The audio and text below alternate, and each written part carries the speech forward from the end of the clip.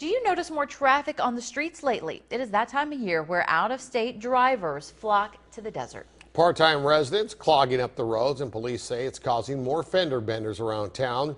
But what can Valley residents do to prevent these accidents in the first place? KMIR's Thalia Hayden gets some answers in If You Ask, We Investigate report. We come the 1st of November and we leave about the 1st of May. Out-of-state drivers, they're all over the road, especially in season. There's a lot of slow drivers.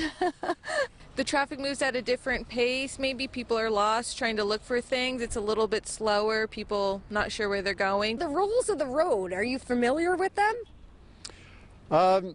They're a little trickier than they are in South Dakota. And with the influx of people comes an influx of accidents. It can definitely be a problem.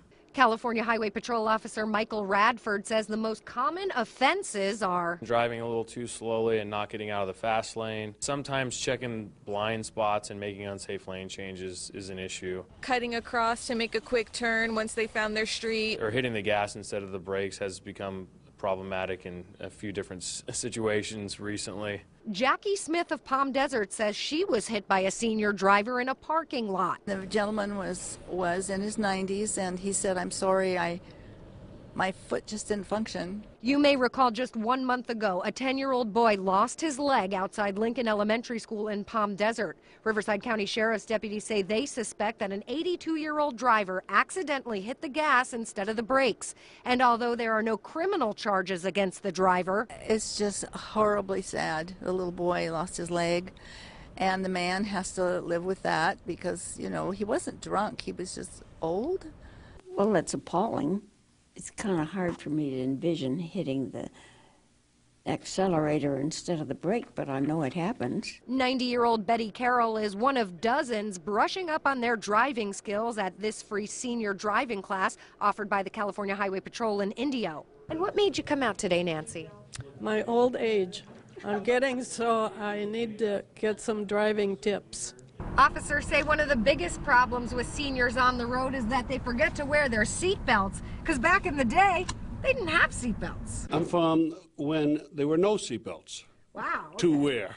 But that's just one issue plaguing the senior driving community. You feel like your reaction time is still what it used to be? I don't know, but it seems to be adequate. Would it be an insult to you if somebody that loved you said, "Hey, Betty, I think you should stop driving," or would you take that into consideration? Well, I might consider it, but that doesn't mean I'd agree to it. But someone like Betty might not have a choice. If an officer stops a person, whether elderly or not, if they feel that the person is unsafe to drive, they can actually issue them a priority reevaluation, in which that point the DMV would contact them, and they are required to make an appointment with the DMV and retake their driving test. And if they cannot prove that they're able to drive safely, they will suspend their license. But is there a way locals can help put the brakes on a problem driver before they get in an accident? Would you ever think to call police or any kind of road assistance to people that seem to be lost, or?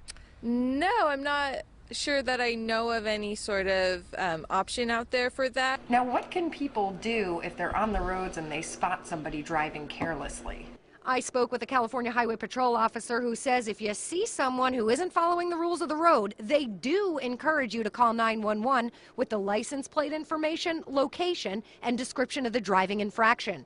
An officer will take it from there and make a priority evaluation. I mean, even if there were just more sort of traffic cops out, they would catch a lot of infractions happening. Speaking of infractions, I called the DMV to find out what happens if you have an accident with an out-of-state driver and it's their fault. I was told that the license plate has no bearing on liability. So if it's their fault, they have to play by California's rules and will be held responsible. Back to you. Thank you, Thalia.